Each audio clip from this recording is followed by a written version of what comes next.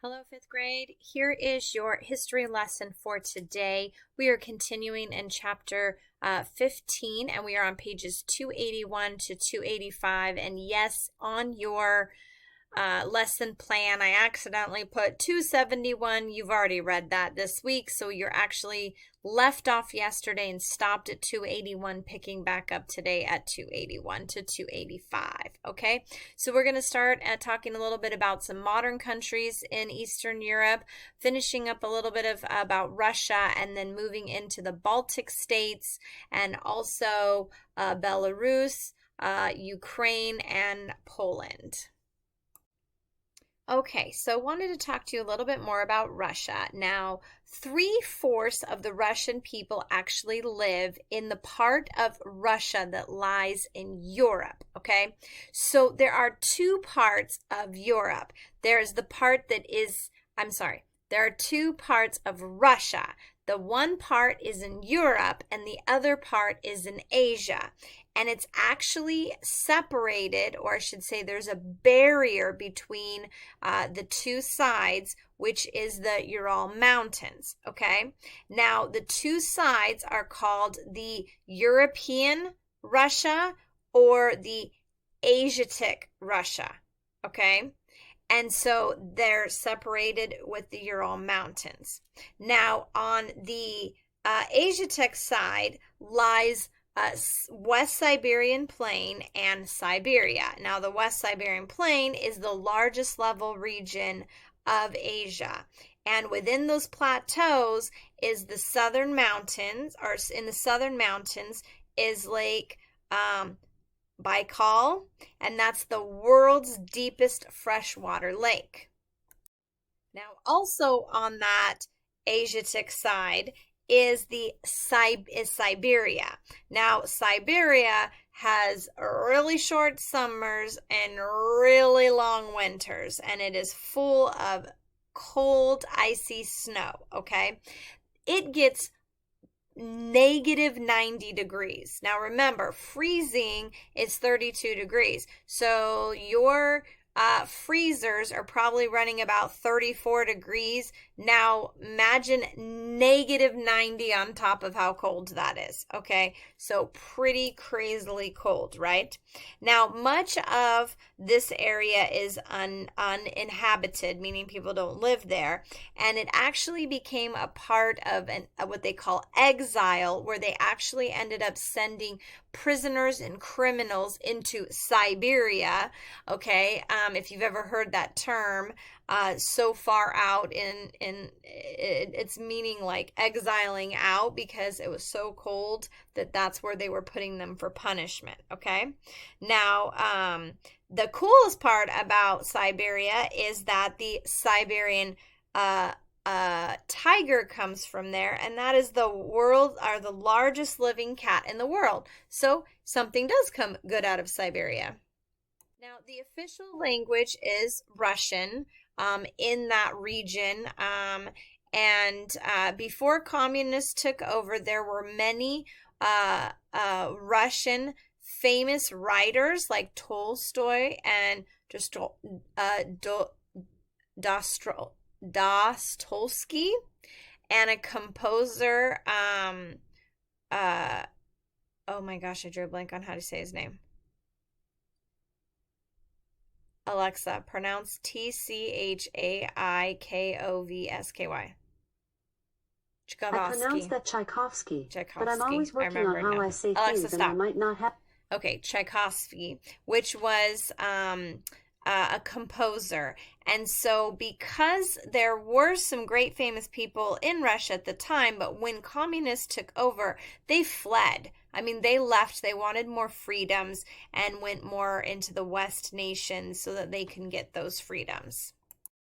Unfortunately, some that didn't flee were sent into exile, including Solzhenitsyn, which was also a famous, I think he was a famous, what was he famous? I forget.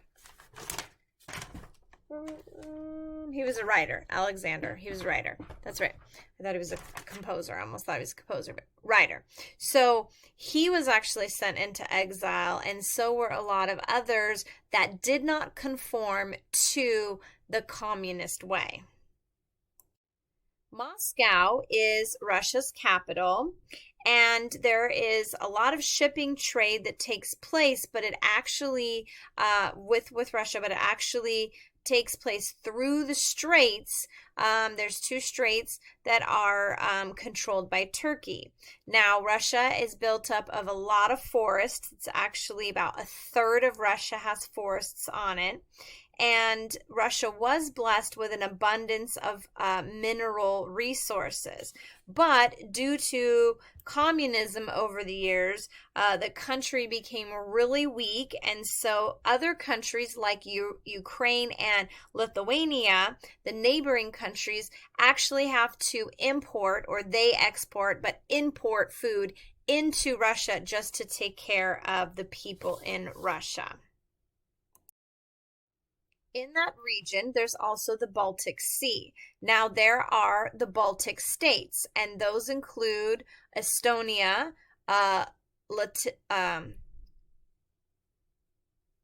Latvia, and Lithuania. Now, in spite of communist domination by the Soviet Union, the Baltic states actually maintained their cultural identities, which is seen in their music festivities and their folk art. The Soviet Union has desired to take over those countries and control them, especially with Lithuania. However, Lithuania has great natural resources, and they are able to provide food to Russia, so they kind of give them some leniency and allowing them to have a little bit of their own identity. In that region, there's also the Baltic Sea. Now, there are the Baltic states, and those include Estonia, Latvia, and Lithuania. Now, in spite of communist domination by the Soviet Union, the Baltic states actually maintained their cultural identities, which is seen in their music festivities and their folk art. The Soviet Union has desired to take over those countries and control them, especially with Lithuania. However, Lithuania has great natural resources, and they are able to provide food to Russia, so they kind of give them some leniency and allowing them to have a little bit of their own identity. Is Minsk, and that is the center for ballet, or they have a lot of centers for ballet, opera, theater, and it's actually the home of the headquarters to the Commonwealth of Independent States. Then we also have Poland in that area. Now, Poland's capital is Warsaw, and Poland was divided several times because of the past foreign conquerors that tried to conquer over Poland.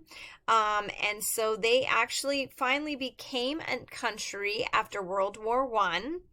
But after World War II, Nazi troops fled in, and Poland became under the Soviet Union's rule. Now, after Lech Walesa, he and his Solidarity group, the people gained some freedoms, but still have communist elected leaders. But Poland's economy suffers due to the past communism, and the nation is beginning to move towards free enterprise, but right now is kind of in that middle zone. That's Poland. Okay, so I gave you some of those answers on your worksheet 33. You also gave you some of the capitals, but you may need to take a look at Continental Study 3, which is on page 324. And if you take a look at that, you can finish the matching at the bottom of your worksheet 33. And if you have any questions, let me know. But that is your history lesson for today.